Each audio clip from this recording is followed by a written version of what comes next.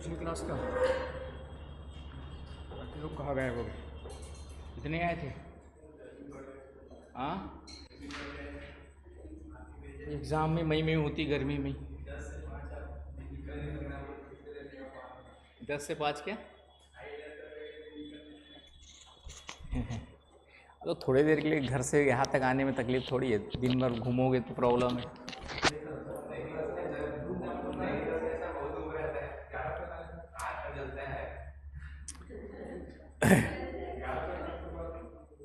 एक घंटा इधर उधर आने जाने में कितना लगता है। चलो कल से 7 बजे कर देंगे, फिर चलेगा। आ जाओगे। लो, एक ऑब्जेक्शन आ गया, एक 7 बजे वाले उठ नहीं पाते हैं। ठीक है, क्या हो गया। अरे गर्मी का आप कुछ नहीं कर सकते, वो मौसम जो चीज़ हमारे हाथ में उसके बारे में क्या सोचेंगे, हमें कैसे एडजस्ट करने हैं सोचने। ठीक है, नहीं शाम इतना चेंज नहीं हो सकता है। ठीक है, क्लासेस सुबह ही रहेगी, शाम को भी तो 4 बजे निकल के आना ही पड़ेगा। ठीक है ना, आते जाने का ही तो उतनी गर्मी सहन करने की आदत भी होनी चाहिए। यहाँ मेरे घर के ऊपर अभी टॉप फ्लोर में सेकंड में मजदूर काम कर रहे, धूप में खड़े होकर के बैठ करके, वो भी तो इंसान ही है। और हम थोड़ा सा घर से यहाँ तक आने में तकलीफ़ हो रही है हम लोग को, वो भी तो इंसान ही है। बस किस्मत से कहीं और पैदा हो गया, तुम किस्मत से अच्छे घर में पैदा हो गए, इतना ही तो अंतर है। और क्या अंतर है उनके और तुम्हारे बीच में। हाँ, आदत डालो, तुम भी डालो थोड़ा सा, 1 घंटा रोज़ आदत डालो। आधे घंटे में छत में खड़ा था धूप में भी उनको देखते हुए, जानबूझ के खड़ा था ताकि मेरे भी थोड़ा सर धूप सहने की आदत पड़े करके। समझ गए ना भाई। तो हम बॉडी को जैसे एडजस्ट करना है वैसे कर सकते हैं, और तो पढ़ाई करना है तो इतना सेक्रीफाइस तो करना ही पड़ेगा।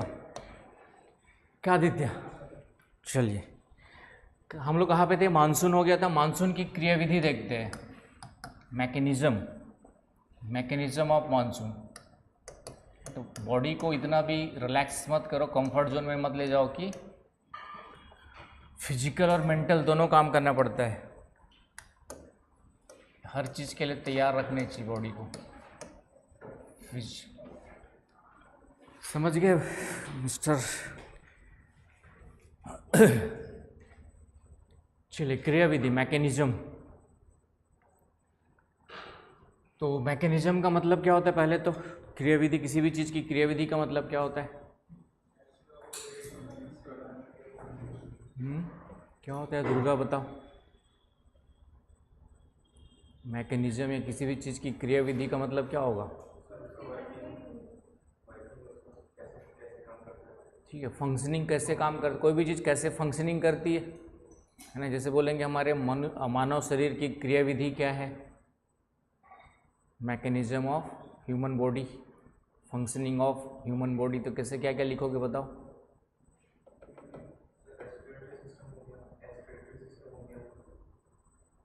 तो पहले स्टार्टिंग वही से करेंगे कि ह्यूमन बॉडी एक सिस्टम के रूप में काम करती है ना। अलग अलग कई सारे उसके क्या है एलिमेंट्स है, और वो एलिमेंट्स एक सिस्टम के रूप में फिर से इंडिपेंडेंटली काम करते हैं, है ना। तो ब्रेन सिस्टम, आपका heart system, digestive system, excretion system, जितने भी सिस्टम्स पार्ट्स हो गए आपके जो है ना बात समझ में।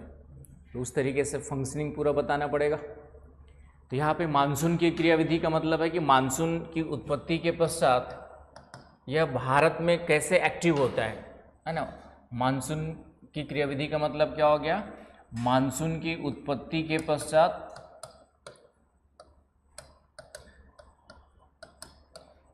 उत्पत्ति होती है, और उत्पत्ति के पश्चात भारत में पूरे संपूर्ण भारत पर वह कैसे फैलता है, संपूर्ण भारत में उसका प्रसार, स्प्रेडिंग, और फिर कैसे वापस आता है एंड वापस लौटना है, रिट्रीट। उसको हम लोग क्या कहेंगे, आपका जो है spreading of monsoon, spreading and retreating of monsoon, and spreading over entire India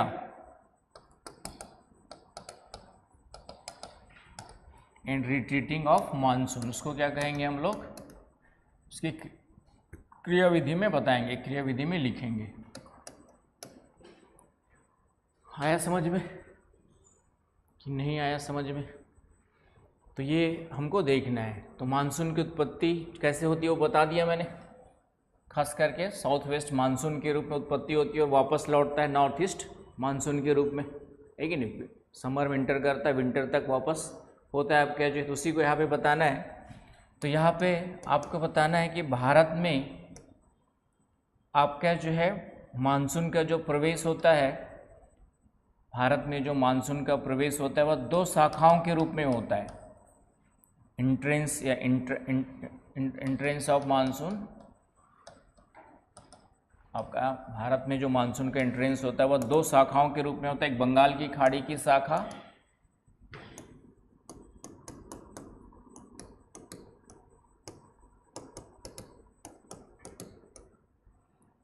Bengal की खाड़ी की शाखा, branch of Bay of Bengal, और दूसरा आपका जो है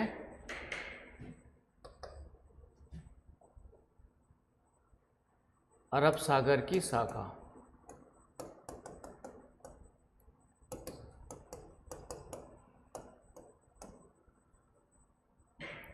अरब सागर की शाखा, क्लियर हुआ? तो भारत में खास करके ये हम ग्रीष्मकालीन मानसून की बात कर रहे हैं, साउथ वेस्ट मानसून की बात कर रहे हैं। फिर यह समर मानसून भी कर सकते हैं, समर मानसून की बात करें। फिर विंटर का वापस कब से लेटता, विंटर का हो जाएगा। आ रही बात समझ में? ग्रीष्मकालीन मानसून या दक्षिण पश्चिम मानसून की बात कर रहे हैं। तो हम लोग जानते हैं कि भारत, ये पूरा का पूरा इंडिया है आपका। तो जो मानसून की उत्पत्ति होती है साउथ वेस्ट मानसून के रूप में होती है, ट्रेड विंड्स के रूप में होती है, ये इस तरीके से होती है। तो ये जो भारत में इंटर करता है, एक तो इधर से इंटर करता है, तो ये कौन सी शाखा हो गई आपकी, बे ऑफ बंगाल, सॉरी इधर अरबियन सी हो गया आपका, जो इधर वाली शाखा कौन सी हो गई आपकी, अरबियन सी वाली शाखा होगी, इधर से इंटर करेगी वो। और इधर से इंटर करने वाली शाखा कौन सी हो गई आपकी, बे ऑफ बंगाल की हो गई। क्लियर है? भारत में 65% जो रेनफॉल होती है वह अरब सागर की शाखा से होती है।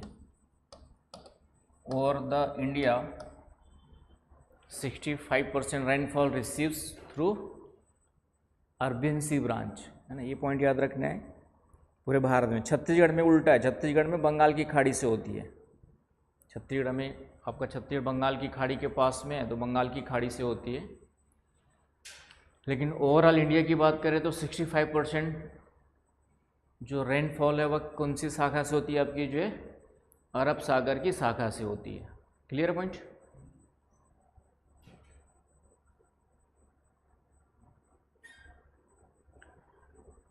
तो सबसे पहले हम लोग अरब सागर की शाखा में ही आते, बंगाल की खाड़ी में उसके बाद चलेंगे, और बाकी जो बच गया 35% यहाँ से होता है। तो सबसे पहले अरब सागर की शाखा में आते हैं। तो अरब सागर की शाखा, यहाँ पे एक चीज़ और ध्यान रखना है, ये दो शाखाओं में डिवाइड क्यों हो रही है?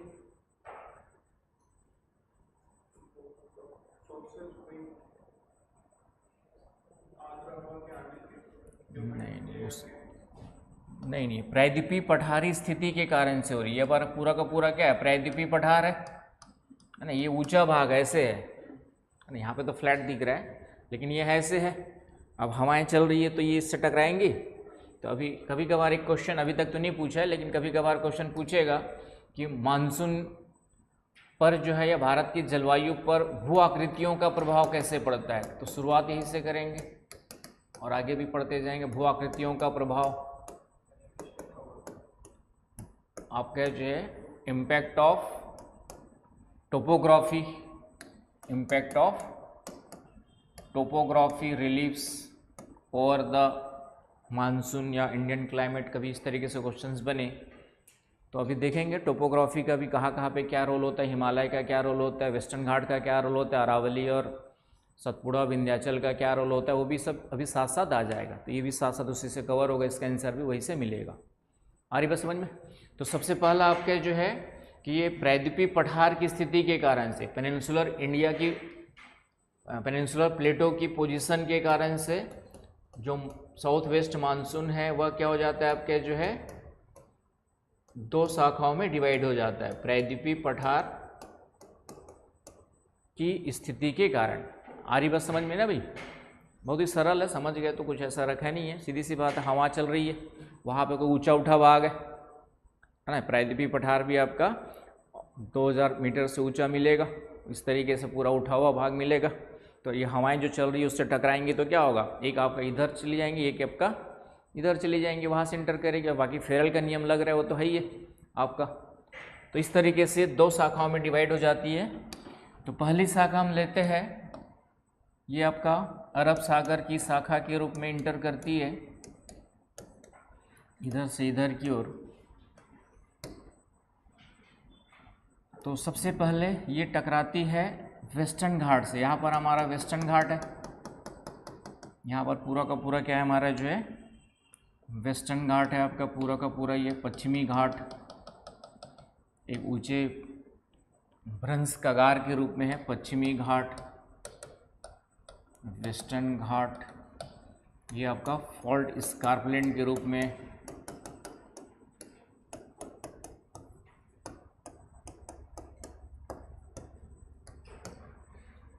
फॉल्ट स्कार्पलैंड के रूप में है।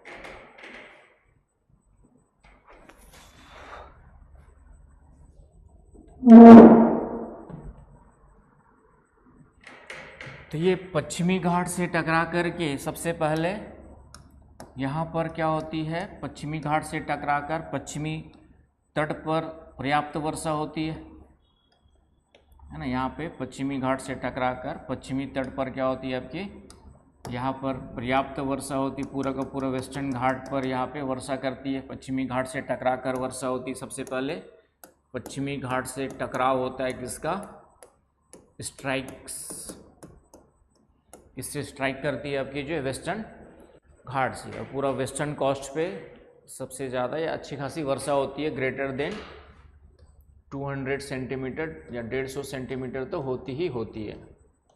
150 से 200 सेंटीमीटर तक यहाँ पे 200-250 सेंटीमीटर तक रेनफॉल होती है। आया समझ में? उसके बाद क्या होगा, उसके बाद आगे यही हवाएं आपका इंटर करती है, एक शाखा आपका यहाँ पर अरावली पर्वत है, यहाँ पर कौन सा पर्वत है आपका, दिल्ली तक, अहमदाबाद से लेकर के दिल्ली तक यहाँ पे अरावली पर्वत श्रृंखला मिलती है। यहाँ पे कौन सा माउंटेन रेंज मिलता है आपका, अरावली मिलती है, राइट। पूरा अहमदाबाद गुजरात से लेकर के दिल्ली तक इसकी पहुँच है, राष्ट्रपति भवन तक सीधा अंदर घुसा हुआ है, समझ गया ना। रायसीना हिल्स इसी अरावली का ही विस्तार है। राष्ट्रपति भवन कौन सी हिल्स पर है, तो रायसीना हिल्स पर है, और रायसीना हिल्स किसका विस्तार है, तो अरावली माउंटेन रेंज का विस्तार, एक्सटेंशन माना जाएगा। आ रही बात समझ में? तो इस तरीके से सीधे राष्ट्रपति भवन तक अरावली की पहुँच है, समझ गए ना। तो एक शाखा जो है ये अरावली के समानांतर है ना, इधर से इधर की ओर, एक तो इधर से इधर की ओर निकल जाएगी नॉर्थ इंडिया, और इधर से इसके पीछे वाले भाग से भी आगे निकल जाती है।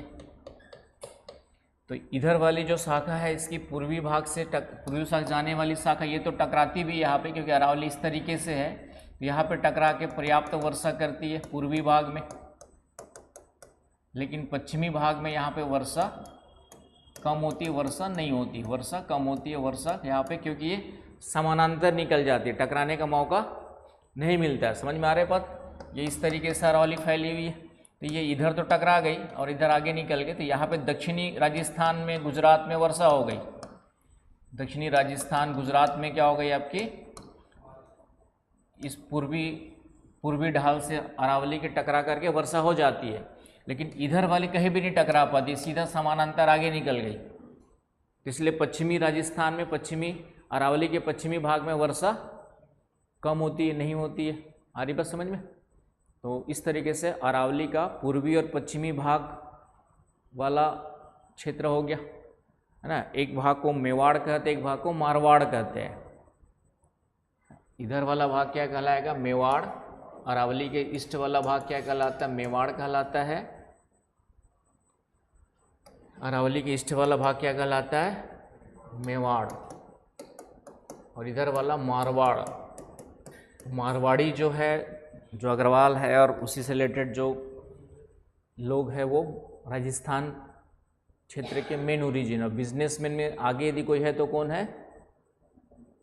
और पूरे ऑल ओवर इंडिया में फैले मिलेंगे। क्यों? क्योंकि वहाँ पर अदर सोर्सेस खेती किसानी कर नहीं सकते थे, इंडस्ट्री लगा नहीं सकते थे, तो डेफिनेटली उनको क्या करना था? कुछ खरीदना बेचना था। तो इस तरीके से वह एक बिजनेसमैन के रूप में सक्सेसफुल यदि कोई मिलते हैं तो मारवाड़ी फैमिली मिलती है। अधिकांश अभी भी किराना की दुकान से लेकर कुछ बड़े बड़े चीज़ें देखेंगे तो अधिकांश लोग, अब तो खैर बाद में धीरे धीरे चेंज हुआ, लेकिन शुरुआत में देखेंगे अधिकांशतः मारवाड़ी मिलेंगे, है कि नहीं? क्यों? क्योंकि अभाव जो था उसका उन्होंने, और बाकी ऑल ओवर इंडिया फैल गया उसके बाद, जो हर जगह मिलेंगे आपको। ट्रेन में कभी चलते होंगे तो पूरा उन लोग जब चलते हैं तो पूरा खाना पीना, अचार वचार से लेके, पापड़ से लेके पूरा का पूरा अच्छा खासा खाना पीना लेके चलते हैं। मारवाड़ी लोग कभी देखे होंगे, जैन हो गया, मारवाड़ी हो गए, तो पूरा का पूरा जो है पूरा बैग एंड बैगेज लेके चलते हैं। तो यहाँ पर अरावली का रोल हो गया। और ये जो शाखा है फिर इधर आपका हिमालय से टकराती है। अरावली वाली शाखा फिर इधर आपका हिमालय, आगे कौन सा पड़ेगा आपका? इधर आपका हिमालय पड़ेगा। इधर आपका पूरा का पूरा हिमालय है, तो ये हिमालय। तो फिर ये शाखा आगे वाली, इधर वाली जो शाखा, ये दोनों, ये वाली जो ब्रांच है आगे हिमालय से टकरा के पूरा उत्तर भारत में क्या करती है? वर्षा प्रदान करती है। पूरे उत्तर भारत में यहाँ पर जो है इन हवाओं से फिर क्या होती है? इन्हीं उत्तर भारत में वर्षा होती है। आ रही बात समझ में? पूरा वेस्टर्न यूपी, दिल्ली, पंजाब, हरियाणा, उत्तराखंड, हिमाचल, जम्मू कश्मीर, और ऊपर जितना आगे जाएंगे उतना वर्षा कम होती जाएगी, लेकिन क्योंकि वर्षा इधर ज़्यादा होगी, जैसे आगे बढ़ते जाएंगे वर्षा की मात्रा भी क्या होगी? कम होती जाएगी। और इस तरीके से एक शाखा जो है अरावली पर्वत के पूर्वी और पश्चिमी भाग से होते हुए पूरा उत्तर भारत में हिमालय से टकरा करके उत्तर पश्चिम भारत में क्या करती है? वर्षा करती है। क्लियर है? तो एक शाखा आगे चली गई इधर अरावली के साथ साथ। समझ पा रहा हूँ? डायग्राम से पूरा याद रखना है। इंटर की फेरल के नियम अनुसार दाएं मुड़ी, रास्ते में पड़ गया वेस्टर्न घाट, उनसे टकरा के बारिश की, फिर आगे जा कर के इधर के लिए कौन सा मिल गया? अरावली। लेकिन अरावली इस तरीके से तो पूर्वी भाग में यहाँ पे टकराएंगी तो दक्षिण राजस्थान, गुजरात में वर्षा होती है, लेकिन इधर वाली शाखा सीधा आगे निकल जाती, कहीं टकरा नहीं पाती, समानांतर आगे निकल गई, इसलिए पश्चिमी राजस्थान में पश्चिमी भाग में वर्षा नहीं होती है, कम होती है। आगे बस समझ में? अब दूसरा क्या होता है? दूसरा यही हवाएं जब आगे बढ़ती है, यही हवाएं जब आगे बढ़ती है आगे इधर की ओर आपके जो है, तो यहाँ पर मिलता है इन लोग को क्या मिलता है? अरावली के अलावा इधर आपके माउंटेन है, एक सतपुड़ा माउंटेन है। यहाँ पे कौन सा मिलेगा आपका? सतपुड़ा। इधर आपका मिलेगा विंध्याचल। यहाँ पे कौन सा मिलेगा? तो विंध्यन माउंटेन है, विंध्याचल है, विंध्यन। ये आपका सतपुड़ा। और दोनों के बीच में नर्मदा नदी घाटी है, वहाँ पर दोनों माउंटेन के बीच में क्या मिलता है? इधर आपका है विंध्यन माउंटेन, विंध्यन श्रेणी, विंध्यन माउंटेन श्रेणी। दक्षिण में है सतपुड़ा माउंटेन श्रेणी, और दोनों के बीच में एक घाटी है, रिफ्ट वैली है, जिसमें नर्मदा नदी बहती है। यहाँ पर क्या है आपका? एक रिफ्ट घाटी है, भ्रंश घाटी है, रिफ्ट वैली या भ्रंश घाटी है। उस भ्रंश घाटी में क्या मिलती है आपका? नर्मदा नदी बहती है। कौन सी नदी बहती है? नर्मदा नदी बहती है। तो यहाँ पर फिर से क्या होता है? आगे जा कर के ये मानसून सतपुड़ा पर्वत से टकराता है। किससे टकराता है? सतपुड़ा पर्वत से टकरा करके सतपुड़ा पर्वत के समानांतर इधर आगे बढ़ता है। कुछ हवाएं विंध्याचल से टकराती है और नर्मदा नदी घाटी के साथ साथ क्या होती है? आगे बढ़ती है। आ रही बात समझ में? सतपुड़ा और विंध्याचल से टकरा करके एक नर्मदा नदी घाटी के साथ साथ, और इसके सतपुड़ा के दक्षिण में भी घाटी है एक, है ना, जहाँ पे ताप्ती नदी बहती है। वहाँ पे कौन सी बहती है? तापी नदी। तो यहाँ पे लिख सकते हो तापी नदी सतपुड़ा और विंध्याचल से टकराकर तापी नदी घाटी और नर्मदा नदी घाटी के साथ साथ किधर जाती है? पूर्व की ओर इंटर करती है, पूर्व की ओर आगे बढ़ती है। समझ पा रहे हो मेरी बातें? After striking the Satpura and Vindhyachal mountain, Vindhyan mountain moves किधर आपका बढ़ती है? Eastward along with the Tapi river valley, Tapi rift valley and Narmada rift valley.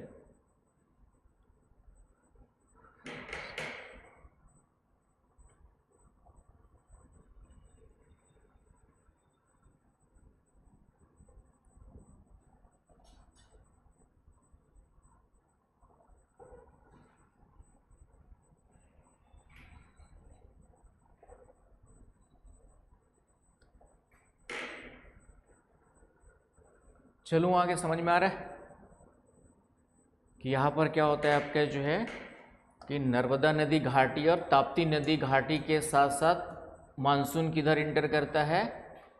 Narmada नदी घाटी और तापी नदी घाटी, Narmada river valley and Tapi river valley के साथ साथ ये मानसून आपका ईस्ट वर्ड किधर आपका जो आगे बढ़ता है, आपका पूर्व की ओर आगे बढ़ता है।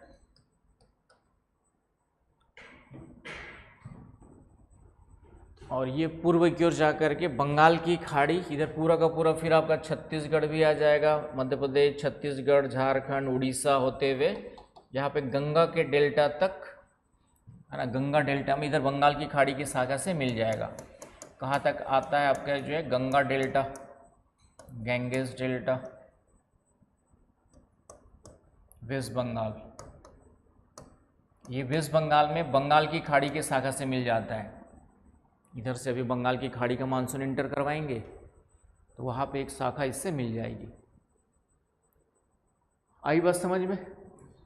तो इस तरीके से ये अरब सागर की शाखा जो है आपका क्या होती है? पूरे भारत में इस तरीके से फैलती है, भारत में इस तरीके से इंटर करती है। समझ पा रहे हो, है ना? इसी को आपको थोड़ा सा लिखना है बंगाल की खाड़ी की शाखा के, अरब सागर की शाखा के रूप में। तो क्या क्या लिखेंगे? पहला तो पश्चिमी घाट से टकरा कर वर्षा करती है कि नहीं, आफ्टर स्ट्राइकिंग। उसके बाद क्या होगा आपका जो है? दो शाखाओं में बढ़ जाती है, डाल देना, आगे चल के दो शाखाएं बन जाती है। एक अरावली के समानांतर चलती है और दूसरा आपका जो है विंध्याचल सतपुड़ा पर्वत से टकरा करके सतपुड़ा ये पूरा उत्तर भारत की और हिमालय में इंटर करती है, बंगाल के खाड़ी गंगा के डेल्टा तक इंटर करती है ना? समझ पा रहे हो ना? याद करने के लिए इस तरीके से कीवर्ड्स ले लो दिमाग में, तो पूरा कॉन्सेप्ट दिमाग में चला जाएगा। फिर उसके बाद अपनी कहानी लिखते रहना। पढ़ने का तरीका भी सीखना होता है, याद करने का तरीका भी सीखना होता है ना? सेंटेंस को रट करके लिखना नहीं होता है, समझ गए तो अपने शब्दों में आगे पीछे करके राइट डाउन करना है। कॉन्सेप्ट क्लियर है तो लिख ही लोगे, कुछ आगे पीछे घुमा फिरा करके अच्छे से, लेकिन कम शब्दों में लिखना है, पूरा भर भर के कहानी नहीं डालना है। 1 घंटे में पता चल रहा है आंसर ही नहीं लिख पा रहे हो, फिर 8 क्वेश्चन लिखोगे कैसे? जीएस में तो 20 क्वेश्चन होंगे, समझ गए ना भाई? तो स्पीड भी तो कम शब्दों में लिखने की आदत रखनी है। सीधा सीधा इतना ही लिखना है कि दक्षिण पश्चिम मानसून की एक शाखा अरब सागर से प्रवेश करती है, सबसे पहले पश्चिमी घाट से टकराकर पश्चिमी तट पे वर्षा करती है, ये हो गया पश्चिमी तट पर वर्षा। फिर आगे 2 शाखाओं में विभाजित हो जाती है। एक अरावली के समानांतर चलते हुए कहाँ चली जाती है? उत्तर भारत, पंजाब, हरियाणा, उत्तराखंड, हिमाचल प्रदेश, जम्मू कश्मीर की ओर, और उधर वर्षा करती है। और दूसरी शाखा जो है इतना ही लिख दोगे। नर्मदा और ताप्ती नदी घाटी के साथ साथ किधर की ओर बढ़ती है, पूर्व की ओर बढ़ती है। और इधर आपका पूरा का पूरा मध्य प्रदेश, छत्तीसगढ़, झारखंड, उड़ीसा में वर्षा करते हुए बंगाल के डेल्टा, गंगा के डेल्टा तक पश्चिम बंगाल में इंटर करती है।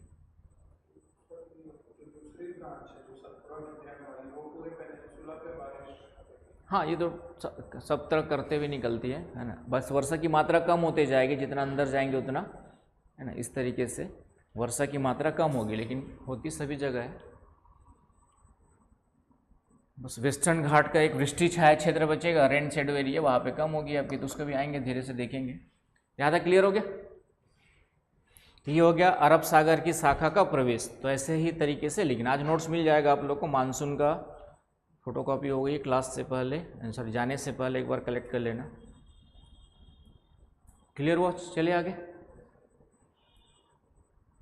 उसके बाद आते हैं हम लोग बंगाल की खाड़ी की शाखा में आते हैं।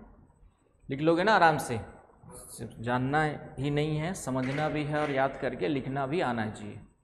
और ऐसा कुछ भी नहीं है कि दिमाग में सिर्फ नक्शा मैप याद रखना है, डायग्राम कैसे कैसे एंटर कर रहा है। हाँ, अब ये तो याद रखना पड़ेगा, इसको वेस्टर्न घाट बोलते हैं, यहाँ सतपुड़ा, विंध्याचल है, अरावली इधर है। ये धीरे धीरे करके याद हो जाएगा, एक दिन में नहीं होता है, लेकिन धीरे धीरे करके याद। नेक्स्ट आता है आपका जो है बंगाल की खाड़ी की शाखा कैसे इंटर करके उसमें आते हैं। तो फिर से बंगाल की खाड़ी की शाखा। अब ये जो है बंगाल की जो खाड़ी की शाखा है, ये कोरोमंडल तट पे वर्षा नहीं कर पाती। यहाँ पे कोरोमंडल तट पे वर्षा बंगाल की खाड़ी से शाखा से नहीं होता है। कोरोमंडल तट, यहाँ पे शीतकाल में वर्षा होता है। क्यों नहीं होती यहाँ पे वर्षा? क्योंकि ये जस्ट इसके समानांतर आगे निकल जाती है। दक्षिण पश्चिम, ये भी क्वेश्चन कभी बन जाए प्रीलिम्स में, मेंस में, कि दक्षिण पश्चिम मानसून से, ये तो दक्षिण पूर्वी व्यापारिक हवाएं हैं, यही दक्षिण पश्चिम मानसून के रूप में भारत में एंटर करता है, इधर से और इधर से, दोनों से, है कि नहीं। तो ये कोरोमंडल तट पे तमिलनाडु में वर्षा क्यों नहीं करती, उसका कारण समझ में आया? क्योंकि वो जैसे इधर इंटर करती है, समानांतर फेरल के नियम अनुसार इधर मुड़ जाती है। तो इधर जब मुड़ जाती है तो यहाँ पे टकरा नहीं पाती, इसके समानांतर आगे निकल जाती है। आ गई बात समझ में? तो इसलिए इस दक्षिण पश्चिम मानसून की बंगाल की खाड़ी की शाखा से वर्षा नहीं होती है। अरब सागर की शाखा से वर्षा क्यों नहीं होती है? क्योंकि ये वृष्टि छाया क्षेत्र में पड़ जाएगा। ये आपका यहाँ से इधर निकल गया, तो इधर पश्चिमी तट पे वर्षा तो हो जाती है, लेकिन आर्द्रता कम होने के कारण से आपका इन हवाओं से वर्षा नहीं हो पाती। कोई वहाँ पे ऐसा रोकने वाला भी नहीं है कि इधर वर्षा कर सके, है ना। इधर की जो पहाड़ियाँ, छोटी छोटी पहाड़ियाँ हैं, वो आगे उस तरीके से मिलती है। तो इस कारण से इस शाखा से भी वर्षा नहीं होती, क्योंकि इस शाखा से जो वर्षा होना है पश्चिमी घाट पर, पश्चिमी तट पर ही ज़्यादा हो जाती है। तो दोनों ही शाखाओं से गर्मी के ऋतु में कोरोमंडल तट पर वर्षा नहीं होती है। सब क्वेश्चन आते हैं, है ना, कि कोरोमंडल तट पर शीतकाल में बारिश होती है, गर्मी में क्यों नहीं होती है। तो उसका आंसर मिल गया। दो कारण कि बंगाल की खाड़ी से क्यों नहीं होती है, क्योंकि उसका समानांतर निकल जाती है। और अरब सागर से क्यों नहीं होती, क्योंकि पश्चिमी घाट के वृष्टि छाया क्षेत्र में पड़ता है। लिख सकते हो, है ना, ये क्या लिख सकते हो आपका, रेन शेडो एरिया ऑफ पश्चिमी घाट के वृष्टि छाया क्षेत्र क्या होता है नसरीन? कहीं ना कहीं तो इतने दिनों में बताया तो होगा, तुम्हारे आने के बाद नहीं बताया होगा, वो भी हो सकता है। Rain shadow area, rain shadow reason कहीं आया था, जिक्र हुआ था आपके आने के बाद? कंफर्म याद करो। सृष्टि बोल रहा हूँ, श्रेया, अभिषेक, दुर्गा, किसके एक साइड में वर्षा होती है? ठीक है, तो कहीं ना कहीं बताया होंगे, ऐसा नहीं है, एक दो बार आया है, आते रहता बीच बीच में। पर्वतीय वर्षा पढ़ाया होंगे, उसमें भी आया ही होगा कहीं ना कहीं। तो मैंने कहा था ना, माउंटेन से जब हमारी टकराती है तो पर्वत के एक ओर, जिसको हम लोग पौनोभिमुखी ढाल कहते हैं, याद आ रहा है? इधर वाला ढाल क्या कहलाता है? पौनोभिमुखी ढाल आपका विंडवर्ड स्लोप कहलाता है। ये क्या कहलाता है आपका? Windward slope. तो विंडवर्ड स्लोप में वर्षा होती बताया था कि यहाँ से हवाएं टकरा कर ऊपर उठती है और इधर आपकी बारिश होती है। लेकिन यही हवाएं जो है इधर वर्षा नहीं करती है, क्योंकि इधर जब उतरती है नीचे तो हवा इसी नीचे उतरेगी तो बारिश नहीं होती, और आर्द्रता थोड़ी बहुत होती है वो भी खत्म हो चुकी होती है, तो इधर आपकी वर्षा नहीं होती है, वर्षा कम होती है। आ रही समझ में? तो इधर वाले स्लोप को क्या कहते हैं हम लोग? Rain shadow. या नसरीन याद आया क्या और बताया था? नहीं बताया था? कंफर्म? इसी को तो कहा था, इसी को वृष्टि छाया क्षेत्र कल। इधर वाला भाग जहाँ वर्षा नहीं होती है, इधर वाला भाग जहाँ वर्षा नहीं होती उसको क्या कहते हैं? हो सकता है नहीं भी बताया हूँ मैं, नहीं, मुझे नहीं पता, मैं तो रेन शेडो एरिया कहते हैं, रेन शेडो एरिया कहते हैं। और ये वाला जो स्लोप है इसको कहते हैं हम लोग इंग्लिश में लीवर्ड स्लोप कहते हैं, हिंदी में पवन विमुखी क्षेत्र कहते हैं। लीवर्ड स्लोप पवनो विमुखी क्षेत्र कहते हैं, पवनो विमुखी ढाल। अब आयत तो पवनो विंडवर्ड स्लोप पे पर्याप्त वर्षा होती है, इनफ रेनफॉल, और लीवर्ड स्लोप पर वर्षा क्या होती है? कम होती है। आया समझ में?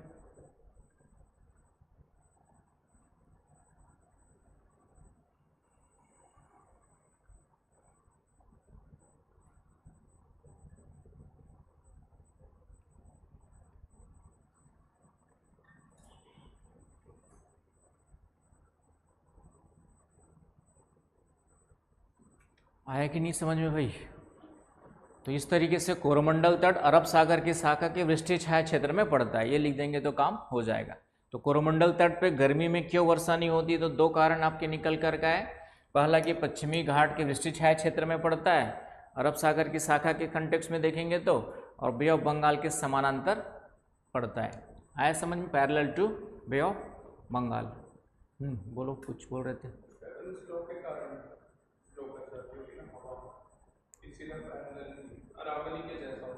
हाँ, इसके पैरेलल निकल जाती है, इधर टकराती नहीं है ना, उसके ऊपर इधर आ हवाएं इधर ऐसे मुड़ गई तो ये वाली इधर चली गई और ये वाली इधर जाती है, फिर आपका तो वहाँ पर टकराएगी नहीं तो वर्षा होगी नहीं। चलिए, तो पहला पॉइंट। अब ये फिर यहाँ से यही वर्षा, यही आपकी शाखा जो है आगे बढ़ती है और आगे फिर यहाँ पर आंध्र प्रदेश में वर्षा होती है, फिर उड़ीसा तट में वर्षा होती है, फिर वेस्ट बंगाल के गंगा के डेल्टा में यहाँ पर किससे मिल जाती है? अरब सागर शाखा से मिल जाती है, और फिर ये आगे और बढ़ती है। ये शाखा फिर से क्या होती है आपकी? आगे बढ़ती है इस तरीके से, और आगे फिर से क्या पड़ जाएगा? हिमालय। आगे फिर यहाँ पे कौन सा आपके जो है हिमालय है, तो हिमालय से टकरा के फिर से वर्षा, ये हिमालय फिर से हो गया आपका पूरा का पूरा हिमालय आ गया यहाँ पे, यहाँ से लेके यहाँ तक। तो ये जो बंगाल की खाड़ी की शाखा है, ये बंगाल की खाड़ी की जो शाखा इंटर कर रही है, ये पूर्वी तट पर यहाँ पे वर्षा कर रही है। आंध्र प्रदेश, उड़ीसा, वेस्ट बंगाल आएगी नहीं, तमिलनाडु को छोड़ दो तो बाकी आंध्र प्रदेश, उड़ीसा, वेस्ट बंगाल पे टकरा के वर्षा करेगी नहीं करेगी। और उसके बाद ये आगे निकलती है और हिमालय से टकराती है आगे जा करके, फिर से आगे हिमालय आ गया ये खड़ा, तो फिर टकरा के एक शाखा इधर नॉर्थ ईस्ट चली जाती है और अच्छी खासी बारिश करती है, और एक आपका इधर मुड़ जाती है जो पूरा बिहार यूपी होते हुए फिर से पंजाब के मैदान में जाके अरावली की शाखा से मिल जाती है, अरब सागर की शाखा से यहाँ पे मिल जाएगी। तो ये क्वेश्चन आपका पूछा हुआ है प्रीलिम्स में कि दोनों शाखाएं कहाँ कहाँ मिलती है, तो पंजाब हरियाणा के मैदान में मिलती है और गंगा के मैदान में है, गंगा के डेल्टा में मिलती है वेस्ट बंगाल में। दोनों शाखाएं कहाँ कहाँ मिलती है, तो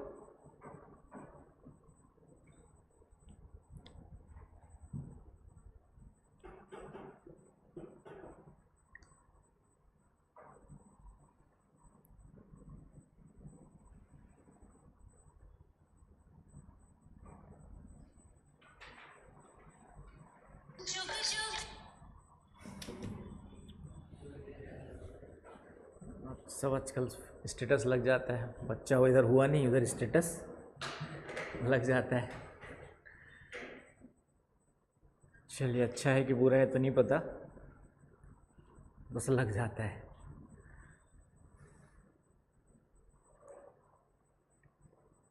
ठीक है, खुशी है तो शेयर कर ले तो ठीक है। अब कई लोग तो एक्सपायर कर जाते हैं उसको भी तुरंत लगा देते हैं उसके साथ फोटो खींच के उसको भी डाल देंगे, शेयर कर देंगे। और तो यहाँ पे समझ में आ गया कि बंगाल की खाड़ी की शाखा कैसे कैसे इंटर कर रही है आपका जो है, पहले पूर्वी तट पे आंध्र प्रदेश, उड़ीसा, वेस्ट बंगाल तट पे वर्षा करती है, फिर आगे जो है वह हिमालय से टकरा कर दो भागों में डिवाइड हो जाती है। एक पूर्वी शाखा इधर उत्तर पूर्वी भारत में इंटर करती है, और इधर पूरा का पूरा असम, मेघालय, त्रिपुरा, अरुणाचल प्रदेश की ओर है कि नहीं, उत्तर पूर्वी भारत नॉर्थ ईस्ट स्टेट्स में इंटर करती है।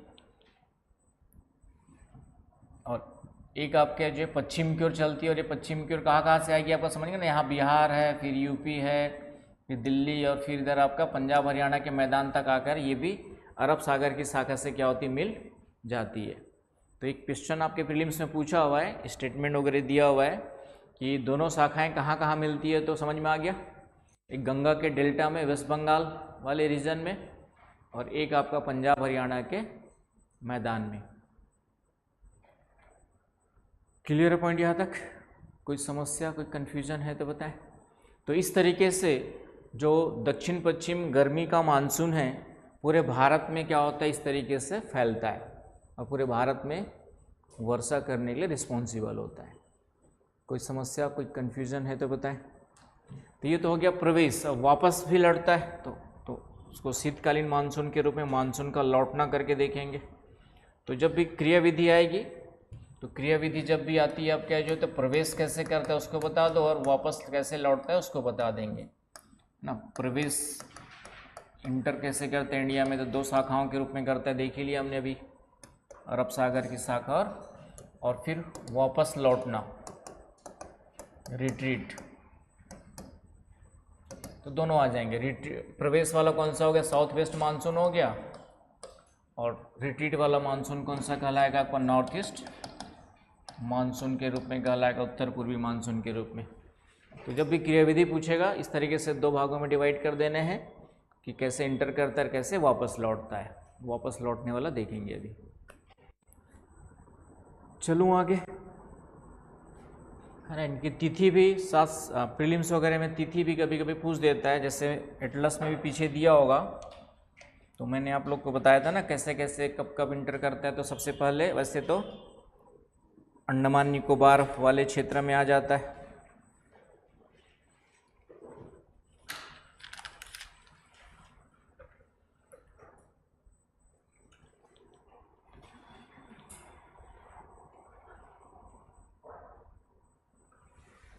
बताया था ना भाई, एक मैप इसका है, एटलस में भी दिया होगा आपका।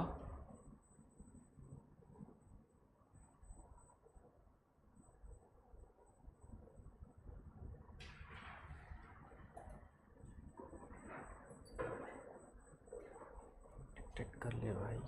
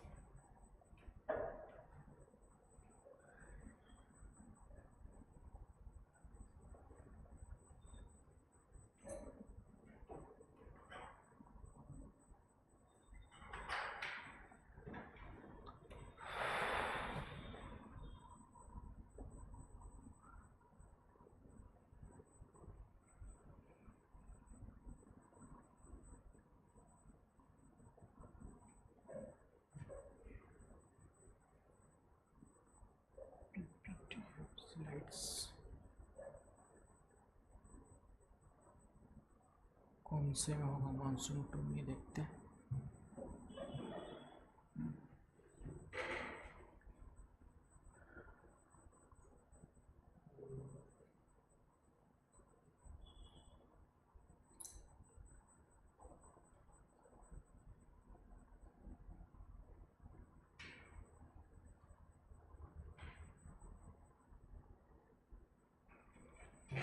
डेट किसी में तो लिया होगा।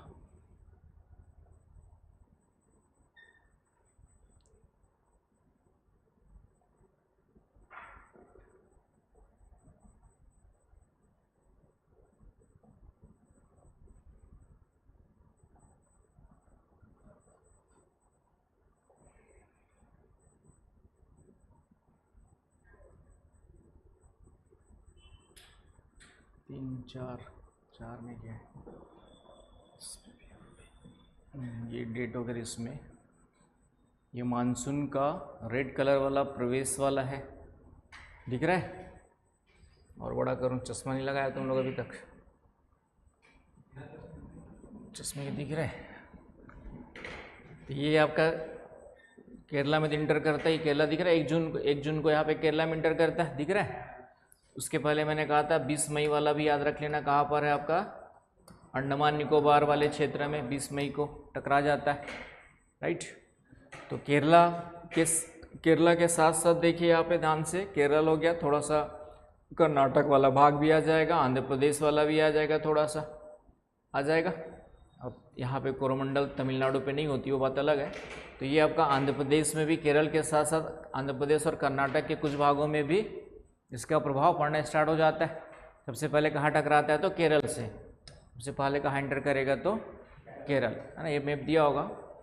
फिर उसके बाद सबसे लास्ट में कहाँ पे पहुँचता है, तो ये 15 जुलाई को 15 जुलाई तक पूरे भारत में एंटर कर जाता है मानसून। राजस्थान के पश्चिमी भाग तक आता है, पश्चिमी राजस्थान तक, दिख रहा है। तो पहला तो ये पॉइंट याद रखना है, कब से कहाँ एंटर करता है, लास्ट में कहाँ एंटर करता है। लेकिन यूपीएससी थोड़ा सा बीच में भी कभी आप लोग को परेशान कर सकता है। दिल्ली की डेट है आपका 29 जून, दिल्ली में पहुंचने का जो टाइम है कब है आपका, 29 जून। तो एग्जैक्ट डेट नहीं पूछेगा, 15 से 30 जून के बीच में पूछेगा। दिल्ली वगैरह कब पहुंचता है, तो 15 से 30 जून के बीच में आ जाएगा, ये दिख रहा है 15। और इसके बाद 30 जून आपका 1 जुलाई यहाँ पर दिख रहा है। तो इन दोनों के बीच में यहाँ पे दिल्ली वाले पड़ रहा है। तो यहाँ पे थोड़ा सा याद रखना है किसके किसके बीच में, जैसे यहाँ पे आंध्र प्रदेश कर्नाटक के दक्षिण वाले भाग में 1 जून के अंदर आ जाएगा, लेकिन 1 से 5 जून के बीच में कहाँ कहाँ आ गया, तो फिर से महाराष्ट्र का भाग आ गया, कर्नाटक आ गया, आपका जो है महाराष्ट्र नहीं पहुँचा अभी, महाराष्ट्र यहाँ से लग रहा है, तो महाराष्ट्र अभी नहीं पहुँचा है। तो 5 जून के पहले महाराष्ट्र नहीं, महाराष्ट्र का पहुँच रहा है 5 से 10 जून के बीच में महाराष्ट्र इंटर कर रहा है, दिख रहा है, दिख रहा है कि नहीं दिख रहा है, ऐसे नो। तो ये बीच वाला रीजन याद रखना है। तो 1 जून से 5 जून के बीच में लगभग ये आंध्र प्रदेश, तेलंगाना और उड़ीसा का दक्षिणी भाग, ये लगभग पूरा का पूरा वाला क्षेत्र आएगा। कर्नाटक का भाग, आंध्र प्रदेश, उड़ीसा का दक्षिणी भाग और तेलंगाना, ये आपका पहुंच जाता है कब, 1 से 5 के बीच में। मतलब उस मैप को भी स्टडी करके रखना है। स्टेटमेंट यूपीएससी ऐसी सिंपल सा नहीं बनाएगा, उसी को लेके थोड़ा सा बनाएगा। इधर आप देखिए 1 जून से पहले कौन कौन से नॉर्थ ईस्ट राज्यों में पहुंच जाता है। तो 1 जून से पहले आपका मिजोरम, त्रिपुरा और मेघालय और मणिपुर के दक्षिण, मेघालय का थोड़ा सा भाग और मणिपुर का भी थोड़ा बहुत भाग, असम का भाग भी पड़ जाता है। इधर दिख रहा है आपका ये वाला,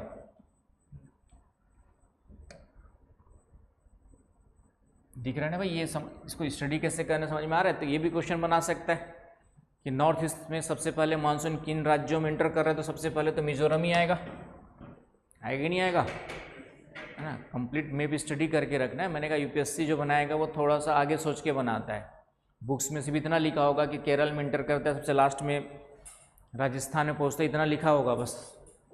लेकिन यूपीएससी ये नहीं पूछेगा, वो भी पूछ सकता है लेकिन उससे आगे पूछेगा। तो इस तरीके से नॉर्थ ईस्ट में कहाँ इंटर करता है, तो सबसे पहले मिजोरम, उसके साथ त्रिपुरा, थोड़ा सा मणिपुर का वेस्टर्न दक्षिण साउथ वेस्ट मणिपुर और मेघालय का थोड़ा सा, मेघालय असम का भाग आ जाएगा। आ रहा है ना आपका, त्रिपुरा, मिजोरम, मणिपुर और ये असम का थोड़ा सा ये वाला भाग आ रहा है और ये मेघालय आ रहा है। Clear point. तो नॉर्थ ईस्ट में यहाँ पे सबसे पहले इंटर करता है। अब पूरे नॉर्थ ईस्ट में देखेंगे तो 5 जून से पहले पूरे नॉर्थ ईस्ट में यहाँ पे आ गया पूरा, 5 जून से पहले पूरे नॉर्थ ईस्ट में इंटर कर चुका है, 1 से 5 जून के बीच में। Clear point?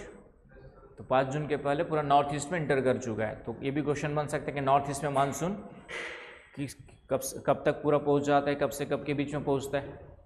1 जून से 5 जून के बीच पूरा आ जाएगा आपका। Clear point? 5 जून से पहले। उसके बाद इधर फिर स्टडी करना है आपको जो है कि महाराष्ट्र हो गया तो आपका 5 से 10 के बीच में हो गया महाराष्ट्र की बात। छत्तीसगढ़ में सबसे पहले बस्तर डिस्ट्रिक्ट में इंटर करता है 5 जून के आसपास, दिख रहा है आपका, 5 जून तक प्रवेश कर जाता है छत्तीसगढ़ में सबसे पहले 10 तक। मैं कल के दिन CGPSC भी दे देना, तो ये क्वेश्चन आता है आपका जो है छत्तीसगढ़ में बंगाल की खाड़ी सबसे पहले इंटर वर्षा करती है, बस्तर में सुकमा सबसे लास्ट में पड़ता है,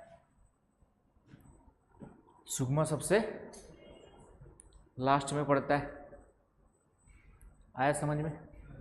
तो सुकमा में इंटर करेगा आपका जो है। फिर आगे तो पूरे छत्तीसगढ़ की बात करें तो पूरे छत्तीसगढ़ में 10 जून तक आधा छत्तीसगढ़ कवर करता है, आधा छत्तीसगढ़ लगभग 10 जून तक होता है। 10 से 15 के बीच में पूरे छत्तीसगढ़ में बारिश स्टार्ट हो जाना चाहिए, है ना। छत्तीसगढ़ में वर्षा या मानसून इंटर कब कर जाना चाहिए, एक नॉर्मल डेट क्या है आपका 10 से 15 के बीच में, 10 से 15 के बीच में या 5 से 15 के बीच पूरा आ जाएगा, है कि नहीं। मतलब 15 जून के पहले मानसून बाहर छत्तीसगढ़ में आ जाना चाहिए, मतलब बारिश स्टार्ट हो जानी चाहिए नॉर्मल कंडीशन में। तो अभी 15 जून आने में 1.5 महीने से ज़्यादा बाकी है, तो 1.5 महीने अभी गर्मी और झेलना है कि नहीं। तो ये ध्यान में रखना है। उसके बाद गंगा के मैदान में, ये पूरा का पूरा गंगा का मैदान यहाँ से लेकर ये आता, गंगा का मैदान हो गया। तो गंगा के मैदान में देखेंगे तो ये कौन सा वाला है, 10 जून से लेकर के, ये 10 जून है, 10 जून से लेके 15 जून में पूर्वी गंगा का मैदान आ जाएगा, और पश्चिमी गंगा को मिलेंगे तो जुलाई के बीच में। तो 10 जून से लेकर के 1 जुलाई के बीच में पूरा गंगा का मैदान कवर हो जाता है। 10 जून से 1 जुलाई के बीच में क्या हो जाएगा आपका, पूरे गंगा का मैदान कवर हो जाएगा। ये वाला होगा कि नहीं होगा, इस तरीके से। दिल्ली का मैंने स्पेशली अलग से बताया हुआ है, 29 जून वैसे डेट फिक्स है दिल्ली की जो है 29 जून फिक्स है। तो 29 जून किसके बीच में आएगा आपका, 15 से 30 के बीच में, 15 से 1 जुलाई के बीच में। आया समझ में? तो इस तरीके से। और सबसे लास्ट में ये आपका पश्चिमी राजस्थान है, उधर हिमाचल, जम्मू कश्मीर कब पहुंचता है मानसून, जम्मू कश्मीर कब पहुंचता है करके भी पूछ सकता है सबसे लास्ट में। तो ये आपका जम्मू कश्मीर पहुंच जाएगा 15 जून से लेकर के 1 जुलाई के बीच, लगभग पूरे जम्मू कश्मीर तक ऊपर चला जाता है। आई बात समझ में? 15 जून से लेकर के या 1 जुलाई तक, ये दिख रहा है 1 जुलाई वाला, तो ये 1 जुलाई मतलब इधर पूरा का पूरा ये 15 जून से लेकर 1 जुलाई के बीच में पूरा नॉर्थ इंडिया कवर हो जाएगा आपका। 1 जुलाई तक पूरा नॉर्थ इंडिया कवर हो जाता है। इधर आपका उत्तराखंड, हिमाचल प्रदेश, पंजाब, हरियाणा, जम्मू कश्मीर, लद्दाख, ये सब। क्या प्रियांशु एकदम सीरियस बैठे हुए हैं, नींद लग रहे, सीरियस हो गया? किस बात को लेकर सीरियस हो गए? अच्छा चलो, अच्छा है, सीरियस तो होना ही चाहिए, पहले दिन से सीरियस होना चाहिए। चलूँ आगे। तो इस तरीके से पूरा भारत में मानसून क्या होता है इन डेट पे, तो थोड़ा सा इस मैप की स्टडी करके रखना है। और सबसे लास्ट में पूरे राजस्थान की बात करें तो राजस्थान में लगभग 15 जून से 15 जुलाई के बीच में पूरे राजस्थान में फैल जाता है, दिख रहा है। 15 जून से ये आपका 15 जून हो गया, 15 जुलाई हो गया, तो ये पूरा का पूरा 15 जून से 15 जुलाई के बीच में राजस्थान में फैल जाता है। ठीक है, ये हो गया आपका। और इसी में वापस लौटने की डेट भी देख लो, दोनों काम हो जाएंगे मेरा। तो ये 1 सितंबर से लौटना स्टार्ट कर देता है। मानसून कब से लौटना स्टार्ट कर देता है आपका? 1 सितंबर से, दिख रहा है। 1 सितंबर से ग्रीन कलर वाला दिख रहा है, डॉट डॉट लाइन, तो लौट, हाँ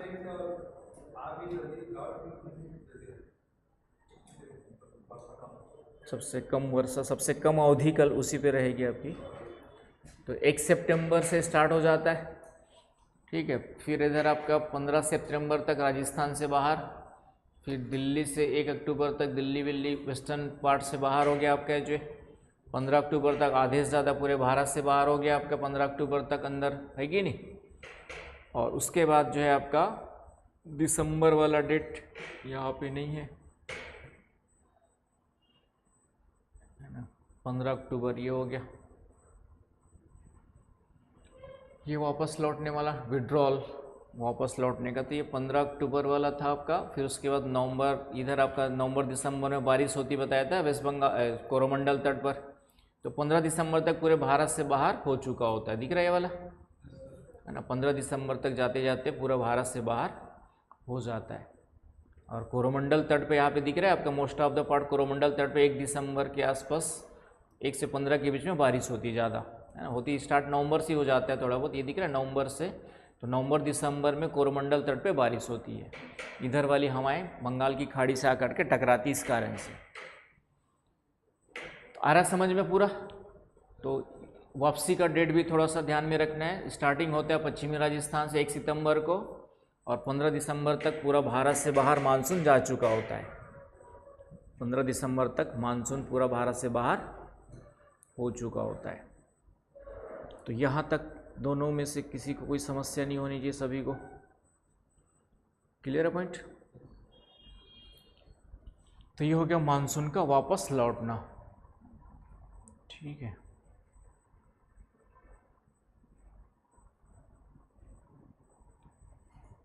तो डेट थोड़ा सा दिमाग में रखना है। तो वापस लौटना मानसून का कैसे होता है, इसकी क्रियाविधि क्या है। मानसून के लौटने की क्रियाविधि में क्या क्या लिखेंगे। ITCZ दक्षिण की ओर शिफ्ट होने लगता है। ITZ किधर जाने लगता है आपका जो है साउथवर्ड, दक्षिण की ओर होने लगता है ITCZ। और जैसे ही ITCZ दक्षिण की ओर जाएगा मानसून क्या होगा आपका जो है मानसून वापस लौटने लगेगा, हवाएं वापस लौटने लगेंगी। और ये कंप्लीटली साउथवर्ड होकर के 22 दिसंबर को कहाँ चला जाता है, इंडियन ओशियंस के ऊपर आ जाता है, साउथ इंडियन ओशियंस। आ गया समझ में। तो इस तरीके से इंडियन ओशियंस पे ऊपर क्या बन गया, लो प्रेशर बन गया, और हिंद महासागर की ओर हवाएं चलने लगती। इसे हम लोग क्या कहते हैं, नॉर्थ ईस्ट मानसून कहते हैं, मानसून का लौटना कहते हैं। इस तरीके से मानसून धीरे धीरे क्या होता है, 1 सितंबर के बाद होता है ना, जैसे आपका जून तक तो चला गया, फिर धीरे धीरे वापस आता है। 23 सितंबर को सूर्य एग्जैक्टली कहाँ पे आ जाता है, इक्वेटर पे आ जाता है 23 सितंबर को। तो उससे पहले ही ITCZ जैसे जैसे वापस आने स्टार्ट करेगा, हवाएं वापस लौटना स्टार्ट कर देगी। और 15 दिसंबर तक पूरा बाहर हो गया, 22 दिसंबर तक लो प्रेशर बन गया, पूरी हवाएं बाहर चली जाती है। तो इस तरीके से मानसून क्या होता है, शीतकालीन मानसून लौटता है। इन शीतकालीन मानसून से पूरे भारत में कहीं पर भी वर्षा नहीं होती है, केवल कहाँ पर होती है, इस कोरोमंडल तट पर होती है। क्योंकि यही हवाएं जब यहाँ पर बंगाल की खाड़ी से गुजरती है, ऊपर से होकर आती है और आर्द्रता ग्रहण कर लेती है, इस कोरोमंडल तट पे स्पेशली टकराती है। इस कारण से यहाँ पे क्या होती है, वर्षा होती है। शीतकाल में वर्षा होती है कहाँ पर, आपका नॉर्थ ईस्ट मानसून से लौटते हुए मानसून से वर्षा होती है तमिलनाडु के कोरोमंडल तट पर। आया समझ में। तो ये सब क्वेश्चंस कोई भी आएगा, इन्हीं में से आपको बना करके लिखना है। तो ये हो गया आपका क्रियाविधि। यदि आता है तो इतनी पॉइंट्स को आपको कवर कर देना है, कोई समस्या नहीं होनी चाहिए। चलूँ आगे, चलिए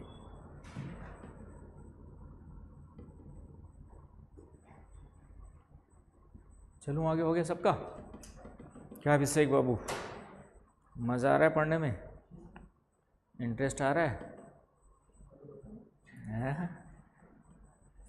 ठीक है, पढ़ो। घर वाले बड़े उम्मीद से भेजते हैं कि मेरा बेटा IAS की तैयारी कर रहा है ना।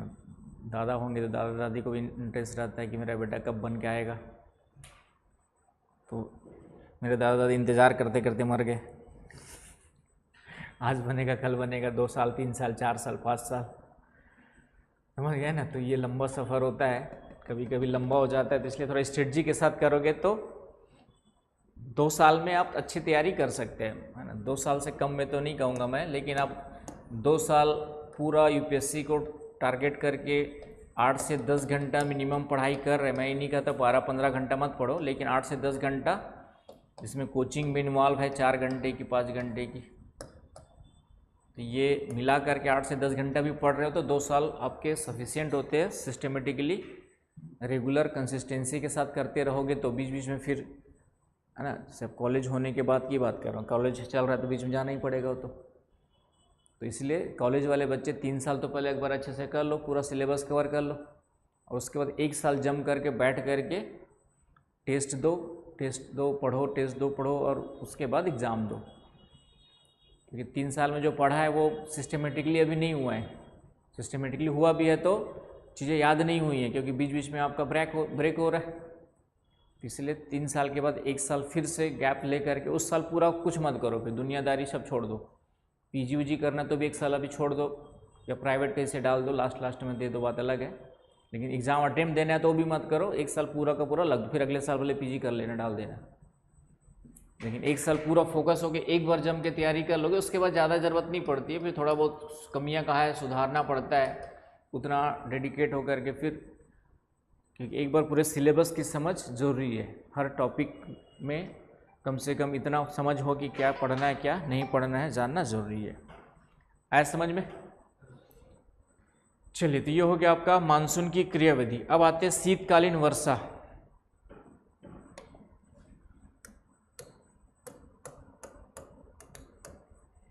भारत में शीतकालीन, विंटर रेनफॉल इन इंडिया।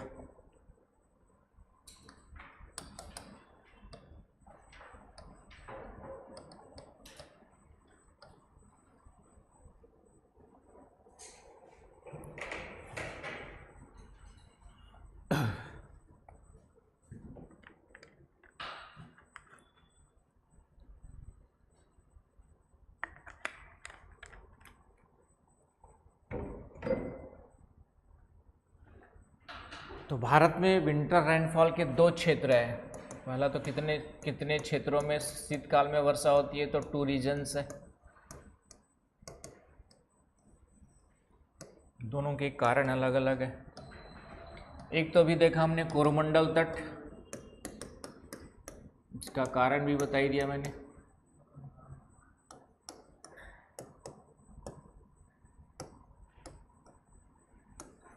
इसका कारण है आपका जो नॉर्थ ईस्ट मानसून, बंगाल की खाड़ी की शाखा बोल दो, या फिर लौटता हुआ मानसून बोल दो, मानसून रिट्रीट, मानसून रिट्रीट। आया समझ में? उत्तर पूर्वी मानसून या मानसून का वापस, इस कारण से होता है। तो इसको एक्सप्लेन कर लेंगे आराम से। तो क्वेश्चन यहाँ पे शीतकाल में वर्षा क्यों होती है वो भी बनेगा, और गर्मी में वर्षा क्यों नहीं होती ये भी बनेगा। कोरोमंडल तट पर क्वेश्चन पूछेगा ना आपका, कोरोमंडल तट पर साउथ वेस्ट मानसून की जगह पे नॉर्थ ईस्ट मानसून से शीतकाल में वर्षा क्यों होती है। दोनों कारण याद रखने पड़ेंगे, गर्मी में क्यों नहीं होती और शीतकाल में क्यों होती है। क्लियर है पॉइंट सबका? तो ये हो गया। अब आते दूसरा है क्षेत्र आपका जो है पूरा का पूरा नॉर्थ वेस्ट इंडिया, उत्तर पश्चिमी भारत।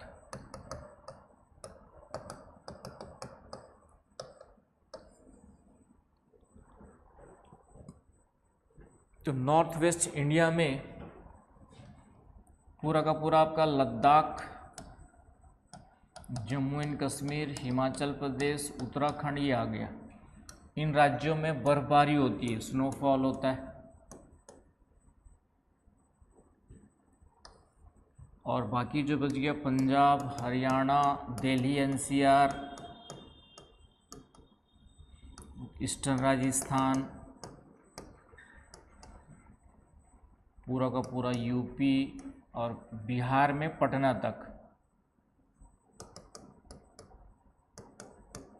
इन बिहार पटना तक इसका विस्तार मिलता है। मेन रीजन से ये थोड़ा बहुत बाकी आगे प्रभाव मिलेगा, लेकिन यहाँ पे बारिश होती है, रेनफॉल होता है, पानी वाली वर्षा होती है, रेनफॉल।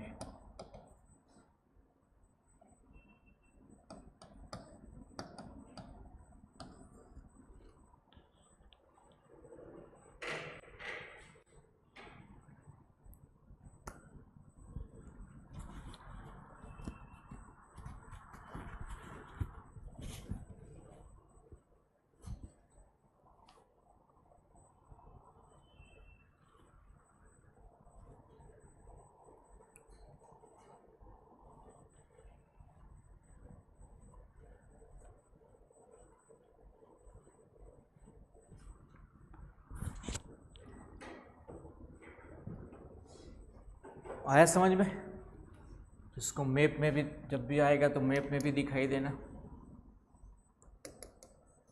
ये वाला पूरा का पूरा नॉर्थ इंडिया वाला पार्ट आ जाएगा, ईस्टर्न राजस्थान आएगा, पश्चिमी राजस्थान नहीं आएगा। ये पूरा का पूरा यहाँ तक पटना वाला भाग, पटना यहाँ पे बना लो, बिहार की राजधानी पटना। तो ये वाला पूरा पार्ट आ जाएगा। और कारण क्या है यहाँ पे? इसको हम लोग कहते हैं पश्चिमी विक्षोभ कहते हैं। पश्चिमी विक्षोभ के कारण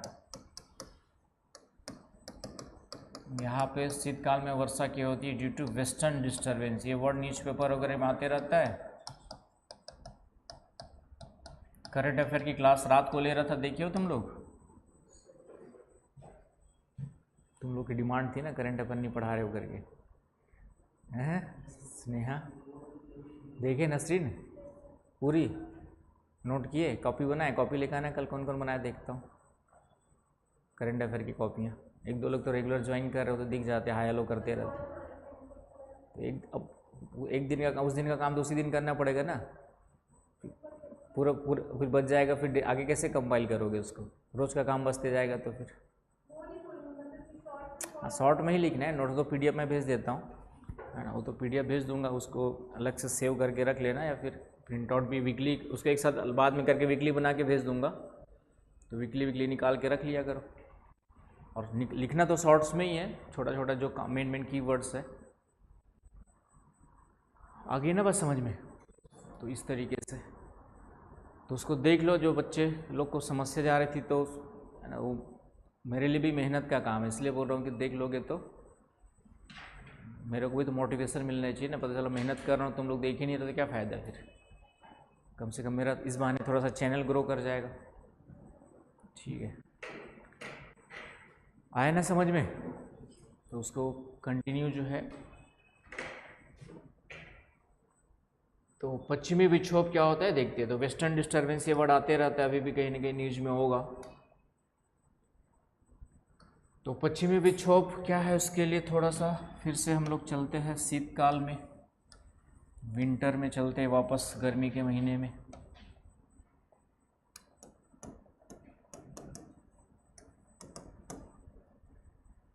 इसके लिए भूमध्य सागर भी चलना पड़ेगा।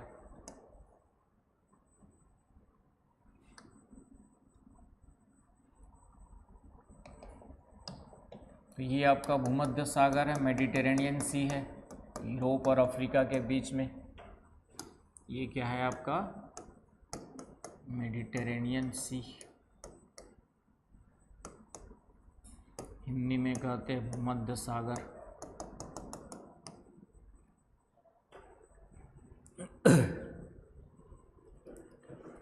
तो पश्चिमी विक्षोभ क्या होता है ये हम देखने जा रहे हैं। पश्चिमी विक्षोभ, वेस्टर्न डिस्टर्बेंस।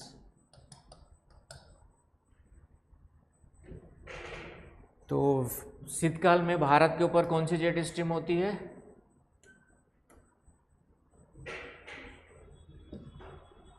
ना, भारत के ऊपर जो जेट स्ट्रीम होती है वह वेस्टर्न सब ट्रॉपिकल जेट स्ट्रीम भारत के दक्षिण का मतलब तिब्बत के पठार के दक्षिण से होकर के पूरी तरह से भारत के ऊपर विद्यमान होती, बताया था। आ रहा है समझ में?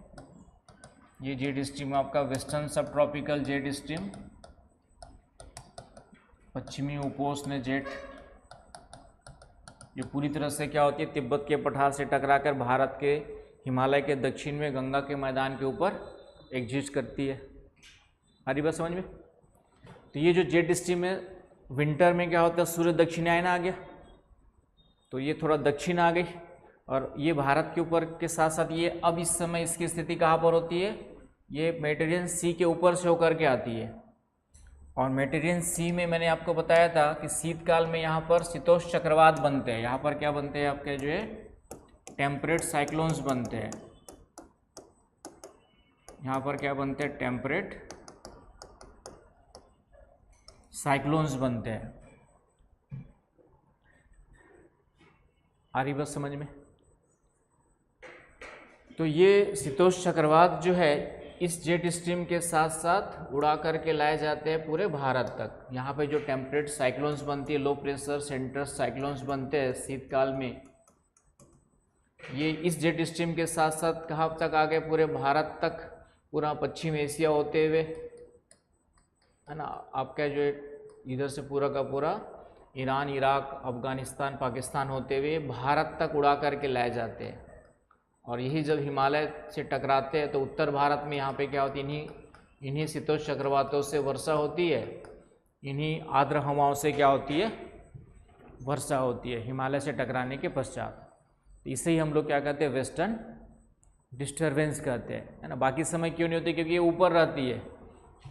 बाकी समय में क्यों नहीं होती, क्योंकि ऊपर होती है आपकी जो, लेकिन जब दक्षिण आती है तब ये इसके ऊपर से आती है। तो ये आर्द्र हवाएं लेकर के आती है, मॉइस्चर लेकर के आती है, ये टेम्परेट साइक्लोन्स बनते हैं उसको लेकर के आती है। और ये शीतकाल में ही मैंने कहा था तिब्बत के पठार और हिमालय से टकरा करके पूरी तरह हिमालय के दक्षिण में होती है ना। ये आपका पूरी तरह से इस तरीके से क्या होती है, पूरे भारत के ऊपर हिमालय के दक्षिण में होती है, एक शाखा उधर जाती है, लेकिन एक शाखा इसकी जो इस तरीके से पूरी तरह से कहाँ पर होती है, भारत के ऊपर में होती है। एक शाखा पूरी तरह से क्या होती है आपकी जो है, एक शाखा पूरी तरह भारत के क्या होती है, ऊपर में होती है। इस कारण से यहाँ पे शीतकाल में हिमालय से टकरा करके इन्हीं आर्द्र हवाओं से, इन्हीं आर्द्र शीतोष्ण चक्रवातों को जो जेट स्ट्रीम के द्वारा उड़ा करके लाया जाता है, कैरी करके लाया जाता है, कैरिंग बाई सब ट्रॉपिकल जेट स्ट्रीम, वेस्टर्न सब ट्रॉपिकल जेट स्ट्रीम। आ रही बस समझ में। इसे हम लोग क्या कहते हैं, वेस्टर्न डिस्टर्बेंस कहते हैं। तो आगे समझ में, वेस्टर्न डिस्टर्बेंस किसे कहते हैं, तो इन्हीं आर्द्र हवाओं को कहते हैं जो विंटर में वेस्टर्ली जेट स्ट्रीम के कारण से बनती है। आया प्रियांशु समझ में अच्छे से।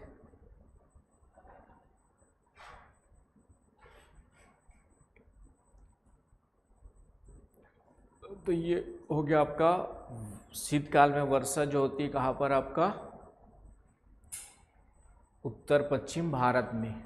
पश्चिमी विक्षोभ क्या होता है, तो इससे कुछ फ़ायदा भी होता है, कुछ नुकसान भी होता है। तो इसके कारण से उत्तर भारत में जो वर्षा होती है तो थोड़ी बहुत रबी की फसल के लिए फ़ायदेमंद भी होती है। जो रबी क्रॉप्स है, रबी मतलब गेहूँ वगैरह की फसल जो बोई जाती है उस समय, तो रबी की क्रॉप्स के लिए, रबी की फसल के लिए फ़ायदेमंद भी होती है। लेकिन जब स्नोफॉल ज़्यादा हो जाता है, ओले वगैरह पड़ते हैं, कभी कभी स्नोफॉल ज़्यादा होगा, ओला मतलब हेल वगैरह गिरते, ओले गिरते, कभी कभी टेम्परेचर डाउन हो जाता है तो पाला पड़ जाता है, पाला पड़ जाता है कभी कभी, फ्रॉस्ट, तो उससे फसलों को नुकसान भी होता है ना। रबी की फसलों के लिए फ़ायदेमंद भी है। और कभी कभी स्नोफॉल ज़्यादा हो गया, पाला पड़ गया, टेम्परेचर डाउन कर देता है उस रीजन का, कोहरा बनता है कि नहीं, तो इसके कारण फसलों को नुकसान भी होता है। इसके अलावा टेम्परेचर डाउन हो जाता है, पूरा का पूरा ठंडी शीतलहर चलती है, कोल्ड वेव्स चलती है आपकी जो है। वेस्टर्न डिस्टर्बेंस के कारण से क्या होगा, फिर टेम्परेचर अचानक से डाउन हो जाएगा, पूरे दिल्ली विल्ली आसपास के क्षेत्रों का, कोल्ड वेव्स फिर बढ़ जाती है आपकी जो है। आई ना बस समझ में। तो ये सब क्या रहता है आपका, कोहरा बनता है तो फिर ट्रैफिक वगैरह को समस्या होती है, कोहरा बनता है, फॉग बनता है। प्रभाव भी पूछेगा, फॉग, कोहरा बनता है, तो ये सब क्लाइमेट पे इम्पैक्ट पड़ता है, वेदर कंडीशंस पे नॉर्थ इंडिया के इम्पैक्ट पड़ता है। आ रही बात समझ में। तो ये हो गया वेस्टर्न डिस्टर्बेंस, जो नॉर्थ वेस्ट इंडिया में वर्षा करने के लिए, शीतकाल में बारिश करने के लिए रिस्पॉन्सिबल होती है, और ये सब प्रभाव उसके ऊपर पड़ता है। क्लियर है। तो ये हो गया आपका वेस्टर्न डिस्टर्बेंस क्या होता है। यहाँ तक कोई डाउट, कोई कन्फ्यूजन है तो बताएं ना। पूर्वी राजस्थान में इसको मावट कहते हैं, एक वर्ड है, हालांकि आपका पूछना तो नहीं चाहिए, लेकिन मावट कहते हैं, मावट लोकल लैंग्वेज में। पूर्वी राजस्थान में इस वेस्टर्न डिस्टर्बेंस के कारण से जो बारिश होती है उसको क्या कहते हैं, मावट कहते हैं, मावट वर्षा।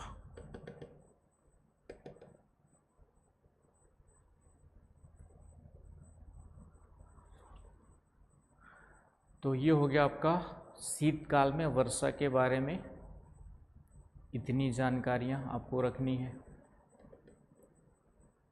ठीक है। चलिए इसी से रिलेटेड ऋतु के बारे में देखते हैं। ऋतु में कभी कभी ऋतु को लेकर कोई क्वेश्चन पूछेगा।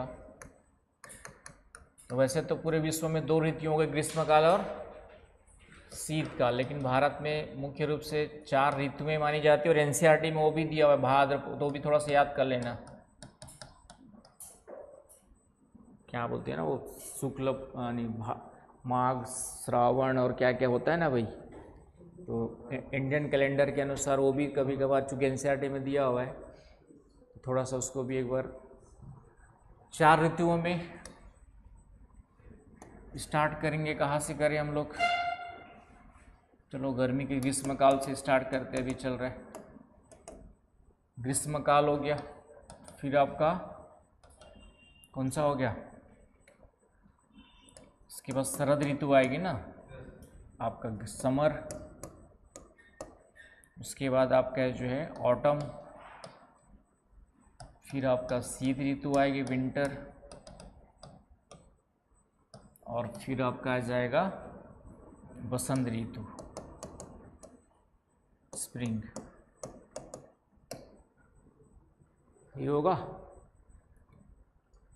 तो ग्रीष्म ऋतु हम कब से कब तक लेंगे, कब से कब तक लोगे? 12 महीनों को 3 भागों में डिवाइड करो अप्रोक्स।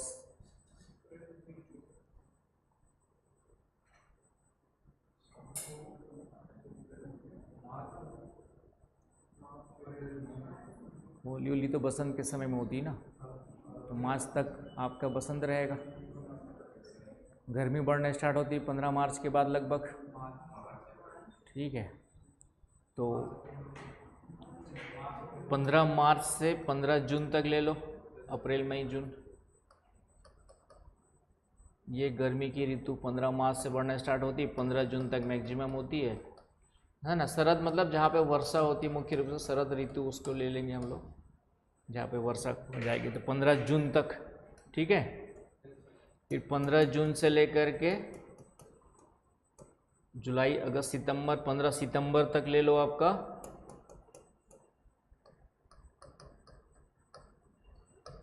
वर्षा या शरद ऋतु के रूप में, वर्षा इसी महीने में होती है कि नहीं। और फिर विंटर 15 सितंबर से लेकर के 15 अक्टूबर, नवंबर, दिसंबर, 15 दिसंबर तक, हालांकि दिसंबर के बाद ही भी स्टार्ट होता है, एक मोटा मोटी है ये। फिर 15 दिसंबर से लेकर के 15 मार्च तक फिर से। तो इस तरीके से 4 अलग अलग ऋतु में यदि डिवाइड करना है तो इस तरीके से लेके चलेंगे।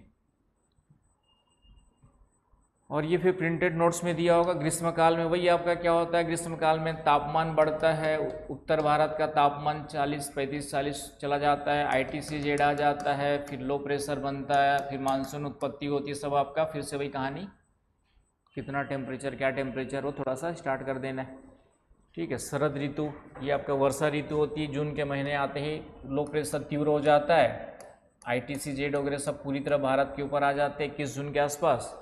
और वर्षा ऋतु दक्षिण पश्चिम मानसून का ऋतु हो गया आपका, जो है साउथ वेस्ट मानसून की ऋतु हो गई, है कि नहीं, पूरा का पूरा। शीत ऋतु होगा 15 से 15 दिसंबर के बीच में, तो ये उत्तर पूर्वी मानसून की ऋतु होगी, नॉर्थ ईस्ट मानसून वाली स्थिति, लौटता हुआ मानसून वाली स्थिति हो गई, लौटता मानसून, है कि नहीं। 15 दिसंबर तक बाहर जाता है कि 1 सितंबर से लेके 15 दिसंबर तक पूरा बाहर हो जाता है, वो स्थिति उसी को एक्सप्लेन कर देना है ना। टेम्परेचर गिरने लगता है, टेम्परेचर कम हो जाता है, फिर ये फिर से धीरे धीरे टेम्परेचर बढ़ने लगता है, ये आपका बसंत ऋतु है। फिर से सूर्य उत्तर की ओर जाने लगेगा धीरे धीरे 22 दिसंबर के बाद। तो इसी के बारे में कुछ क्वेश्चंस कभी बन जाए तो वो प्रिंटेड नोट्स में ऋतु में रहेगा, कितना तापमान होता है, क्या होता है, कैसे बढ़ता है, कैसे घटता है, वही सब कहानी है। ये ऋतुओं के बारे में थोड़ी बहुत जानकारी पढ़ लेना है, कुछ सोच समझ करके कॉन्सेप्ट भी लगाना है। आए 6 भी बताते हैं जैसे, ठीक है। 6 ऋतु तो नहीं, वो कुछ इसी को डिवाइड, क्योंकि भारत में फिर वो आपका क्या बोला, अघन मास पूस, ये सब अलग अलग डिवाइड किए 12 अलग अलग जो है, तो वो भी थोड़ा सा देख लेना। कभी कभार देता है एनसीईआरटी वगैरह में दिया है, तो भारतीय कैलेंडर के अनुसार उसका मतलब क्या होता है, ठीक है ना। तो वो थोड़ा सा उसको एनसीईआरटी में दिया है तो उसको थोड़ा देखना पड़ेगा, ठीक है। तो ये ऋतुओं में 4 आएंगे। भारत वैसे तो विश्व में देखेंगे तो 2 ही ऋतु होती है, ग्रीष्म ऋतु और एक आपका शीत ऋतु 6 महीने की। लेकिन भारत के कंटेक्स में इसको फिर से हम लोग 4 भागों में डिवाइड करके देखते हैं। तो ये इसमें किस प्रकार तापमान की स्थिति क्या होती है, वर्षा वगैरह की स्थिति क्या होती है, थोड़ा सा बस जो समझा है उसी में से वो पॉइंट्स निकलेंगे। ये ऋतुओं के बारे में थोड़ी बहुत जानकारी आप लोग को रखनी पड़ेगी। तो यहाँ तक क्लियर है? कोई डाउट, कोई कन्फ्यूजन? चलिए कल पढ़ेंगे, मेरे ख्याल से कल ख़त्म हो जाना चाहिए टॉपिक, वर्षा का वितरण, है ना, वर्षा का वितरण और वर्षा प्रतिरूप करके ऑप्शनल में एक टॉपिक लिखा होगा वर्षा पैटर्न, रेनफॉल पैटर्न करके लिखा होगा, डिस्ट्रीब्यूशन एंड पैटर्न, है ना। हालांकि पैटर्न ही लिखा हुआ है आपके ऑप्शनल में वाले टॉपिक में।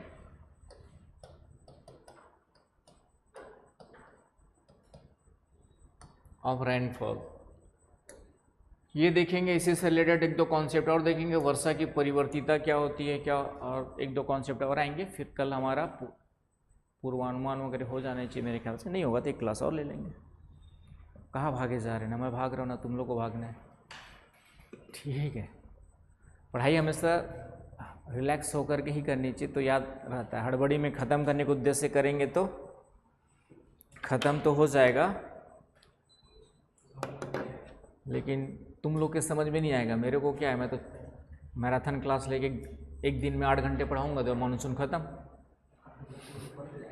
हाँ, लेकिन तुम लोग के ऊपर कैसे आएगा। तो मैंने कहा ना कि मेरे लिए ख़त्म करना कोई चैलेंजिंग नहीं है। आदित्य तुम्हारा आंसर अंडरस्टैंड, ठीक है, समझ गया। थोड़ा सा और कंसाइज करना है वर्ड्स को जो है, ठीक है, जितना कम लिखना है उतने में काम चलेगा। जैसे जेट स्ट्रीम के बारे में है परिभाषा, तो उसको एक सीक्वेंस भी थोड़ा सा मेंटेन करना है, पढ़ा जाता है। 3 डायमेंशनल रैपिडली मूविंग स्पीड, एक सा सेंटेंस बनाते हुए, हाँ उसी के क्रेडिट्स आज नहीं वही आ जाएंगे आपकी, टाइप्स हो गए, डायग्राम्स पूरे वर्ल्ड में कहाँ पर है, तो थोड़ा सा सुधारना है। अभिषेक ठाकुर साहब आइए, तुम्हारी समझ और तुमने अच्छा लिखा है, कम शब्दों में कम पॉइंट्स में, इस तरीके से पॉइंट्स बना के, जैसे ये लिखा है ठीक लिखा है इसने, क्या नाम है, आदित्य। एक परिभाषा हो गई, फिर विशेषताएं, ये कुछ पॉइंट्स आ गए, टाइप्स हो गए आपके जो है। तो एग्ज़ाम में आंसर्स इसी फॉर्मेट में होता है, जैसे पूछा है उसके अकॉर्डिंग इसने अच्छा लिखा हुआ है, तो वी गुड करके दिया हुआ है, ठीक है। तो तुम्हारी समझ अच्छी है और लिखे भी अच्छा हो। दुर्गा चली गई, ठीक, इसने भी ठीक लिखा है, तुम लोग को दे दिया था क्या, ठीक। चलिए, क्या हुआ, जेट स्ट्रीम वाला, ये आपका जेट स्ट्रीम वाला है, कल वाला नहीं, परसों वाला मानसून वाला नहीं है। मानसून वाला आज चेक कर कल दूंगा, मानसून का ना, परसों जो सैटरडे दिए होंगे वाला वो परसों दूंगा, मतलब कल दूंगा। तो आज के लिए इतना काफ़ी, नोट्स ले लेना, मानसून वाला मेरे ख्याल से ले आया होगा वो, और कल क्लाइमेट